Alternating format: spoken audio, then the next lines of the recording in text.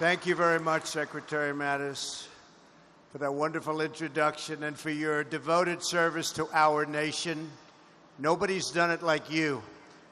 I'm thrilled to be back on this magnificent ship for this historic moment with the amazing men and women of the United States Navy.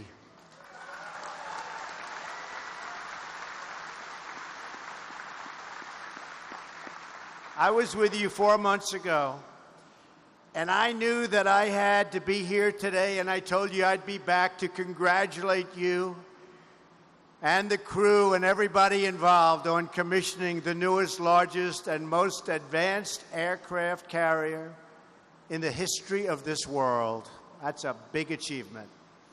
After today, wherever this ship sails, you will all carry a proud title: plank owner of the USS Gerald R. Ford.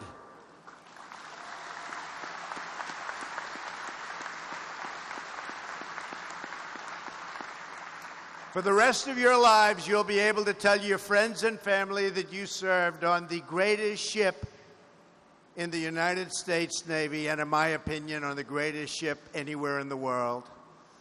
Everyone should take a moment to celebrate this incredible achievement. I want to thank the many public servants who have joined us here today: Treasury Secretary Mnuchin, Governor Snyder, Governor McAuliffe, Senator Wicker, and members of Congress, Secretary Stackley, Admiral Richardson, senior military leaders, and of course, the great Captain McCormick.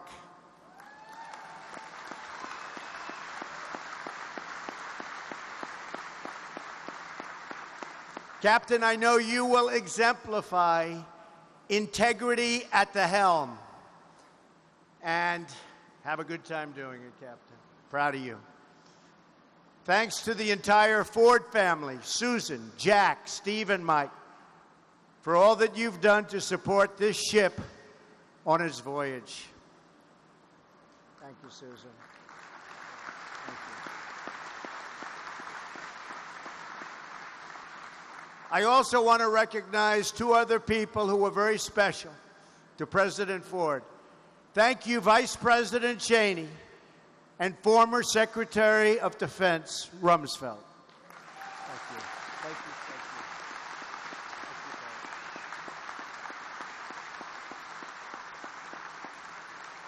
Thank you. They look great. They look great. As we put this stunning ship into the service of our nation, we must also pay tribute to the thousands of citizens, military and civilian, who helped design and build her. Their love of country has been poured into every rivet and bulkhead on this vessel. You hammered, chiseled, and sculpted this mighty hull.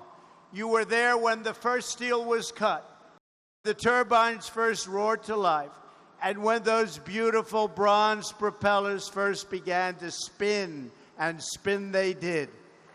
And now you are here to witness the moment when your incredible work of art becomes the pride of the United States Navy and a symbol of American power and prestige, no matter where in the world you go.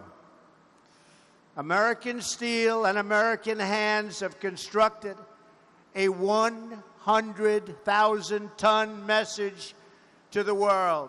America might is second to none, and we're getting bigger and better and stronger every day of my administration. That I can tell you.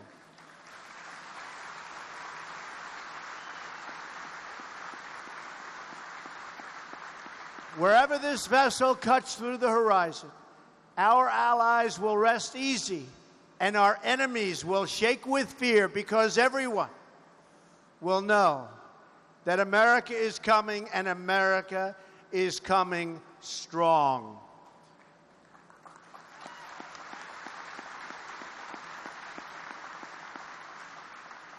To every worker from Newport News Shipbuilding, and every craftsman and engineer who helped build this incredible fortress on the sea, today we salute you. Thank you.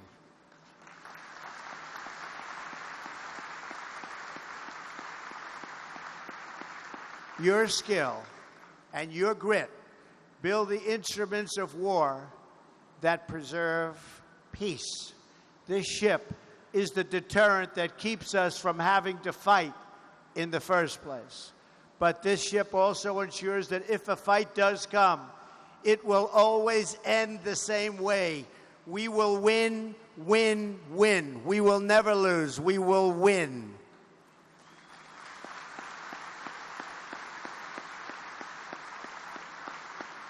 When it comes to battle, we don't want a fair fight. We want just the opposite. We demand victory, and we will have total victory, believe me. Having the best technology and equipment is only one part of the American military dominance. Our true strength is our people. Our greatest weapon is all of you. Our nation endures because we have citizens who love America and who are willing to fight for America.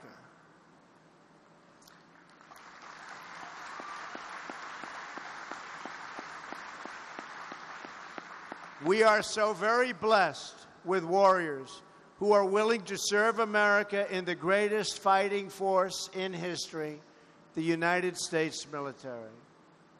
Today, this ship officially begins its role in the noble military history of our great nation. In a few moments, I will commission this wonderful, beautiful, but very, very powerful warship. Captain McCormick will assume command. He will set the first watch, and then the crew of the Gerald R. Ford will man the ship and bring her to life.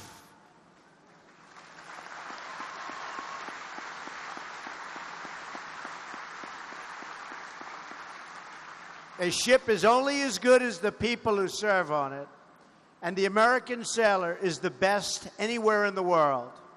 Among you are great welders, radar technicians, machine operators, and pilots. You take pride in your work, and America takes pride in you. We love you. We are proud of you. Thank you.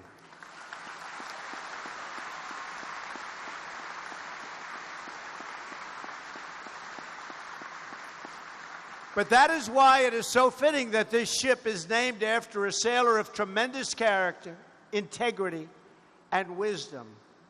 You know that, Susan. Gerald Ford was raised in American heartland. He grew up in Grand Rapids and became an Eagle Scout. He played football at the University of Michigan on a team that won 2 national championships. And listen to this, on that great team, he was named MVP. Not bad. He then went to Yale Law School, and after Pearl Harbor, he volunteered to serve. President Ford joined the Navy and asked to be sent to sea. He wanted to do that very badly. He never really knew why. He felt it was a calling. He was assigned to a new carrier, the Monterey, becoming a plank owner himself on its commissioning in 1943. From there, he sailed to the Pacific and saw action, and a lot of action, in the Pacific War. Like so many others of his generation, Gerald Ford returned home and started a family. He ran for Congress, where he served the people of Michigan with honor for many years. From there, he became vice president and then president of the United States of America. With this ship, we honor him for his lifetime of selfless and distinguished service. We also remember his wife, Betty. I remember her well. And we honor the bravery she showed in living her life so that her experiences could help others. Susan, she was a great woman, a great woman.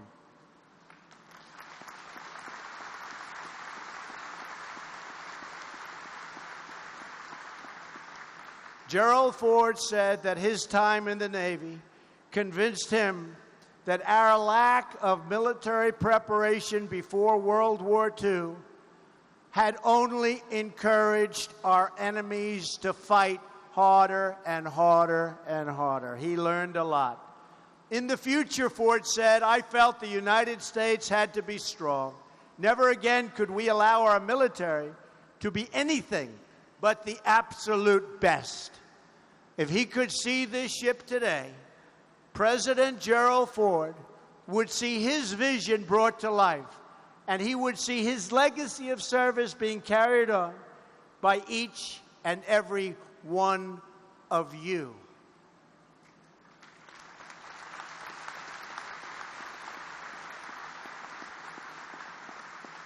Gerald Ford embodied American values like few others. Love of family, love of freedom, and most of all, love of country. He knew that patriotism is the heartbeat of a nation. He knew that we must love our country in order to protect it. And he knew that we must have pride in our history if we are going to have confidence in our future. The men and women of America's armed services are part of a living history. You uphold timeless customs and traditions, and you protect our nation and our freedom for the next generation to come. You are fulfilling your duty to this nation, and now it is the job of our government to fulfill its duty to you.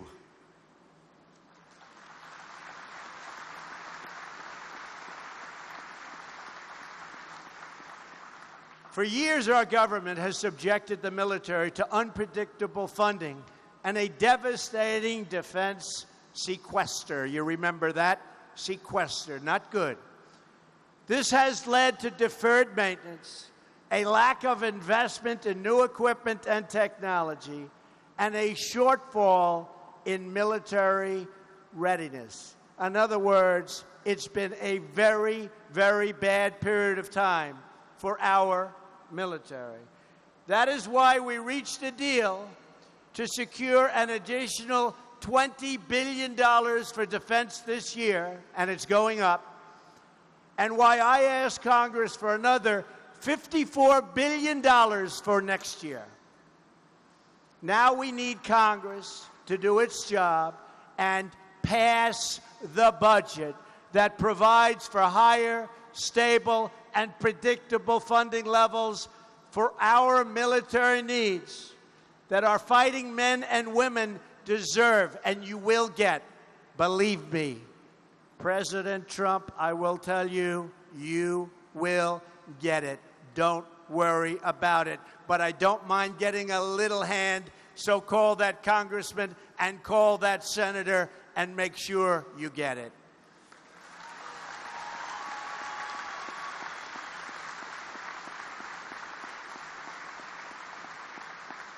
And by the way, you can also call those senators to make sure you get health care.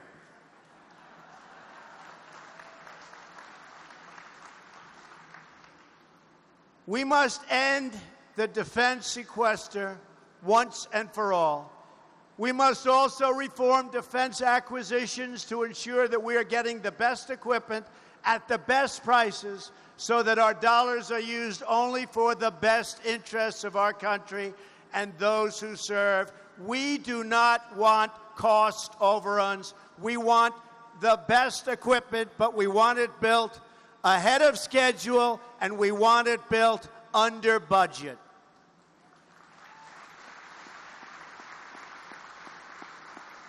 This is the very least we can do for the patriots who have volunteered to give their sweat, their blood, and if they must, their very lives for our great nation.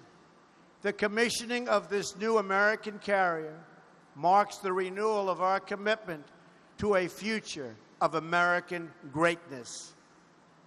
Greater than ever before. Remember that, greater than ever before. Just moments from now, the captain will set the first watch on the USS Gerald R. Ford. And with God's grace, a watch will stand until the day she is decommissioned 50 years or more from now. Most of you who will man the ship today are just about 20 years old. Together, you are embarking on a truly great adventure. The journey will require all of your talents, all of your efforts, and all of your heart. As you know, the sea holds many challenges and threats. But starting today, you will face, together, as a team, aboard this ship, which is your responsibility and your home. 3 generations of Americans will eventually man these decks. Perhaps even some of your own children and grandchildren someday. You will inspire many more American patriots to follow your lead and to serve. And one day, when you are old and have lived a long and hopefully happy and successful life, you may find yourselves back aboard this ship, surrounded by your family, to mark its decommissioning. And on that day, our entire nation will honor not just this carrier, it will honor you and the role you will have played in keeping America safe, strong, and free. To every patriot who will serve on this ship today and throughout history, I say this: keep the watch, protect her, defend her, and love her. Good luck and Godspeed. Thank you to the Ford family, and thank you to every sailor in the greatest Navy on earth. God bless you. God bless the Gerald R. Ford. And God bless the United States of America. Thank you very much. God bless you all.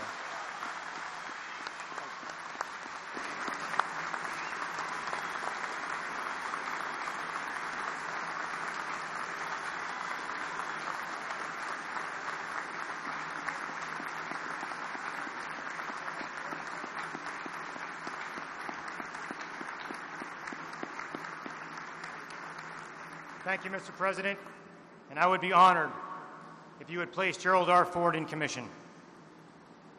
Will the guests please rise? Ship's company, attention!